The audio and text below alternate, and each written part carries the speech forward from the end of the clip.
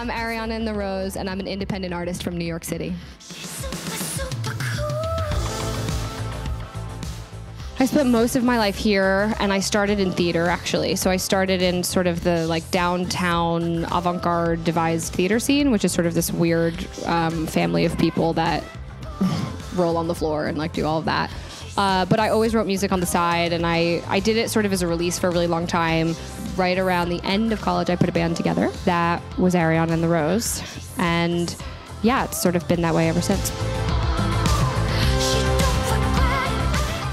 I spent a lot of time making things that really weren't me at all, which I think is a part of the process that artists don't want to know about, and they don't want to hear that like you're gonna make like really, really bad things first. And I think it's important though, because you have to. Otherwise, how do you know it's good? The dream is free and the hustle is sold separately. No one wants to know about the hustle, but like find me a musician that will be like, yeah, it was just a dream all the time and we skated on rainbows. I mean, that's not how it goes. It's like you're up at 4 in the morning, you know, in the studio, and then the next day you're doing some other crazy thing and you make this song that you think is like gonna change your life, and someone's like, no, that's not it at all. And you go back to square one and you do it again. And I think that that's what it's about. It's about having perseverance.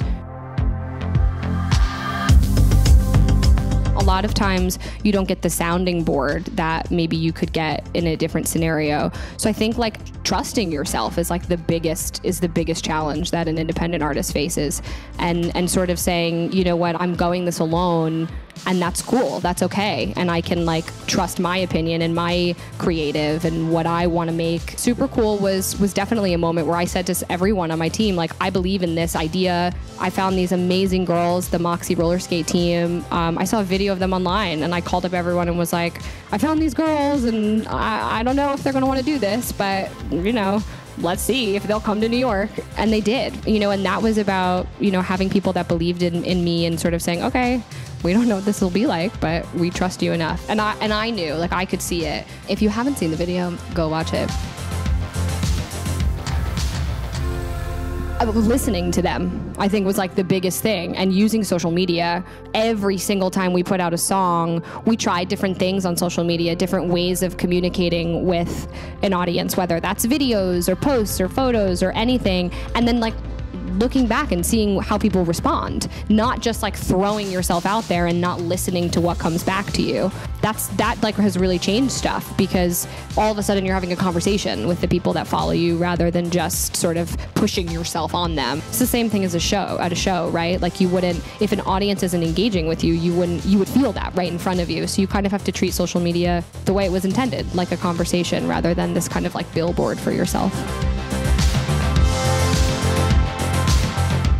Every artist wants good streaming numbers these days, don't they? I mean, the idea of having like 100 million streams on a song is definitely something that I hope for. And I mean, what's crazy is that you have acts that are independent that have that now, and that's real. For me, it's always been about people hearing and being a part of the music. I'm a musician because I like to be with people and I like to play for people. And, you know, the streamings of the world and all the video views and all of that, that's all just about getting people in a place that hopefully they'll want to come buy a ticket and see you. I will be putting out new music in early 2017, which is really exciting.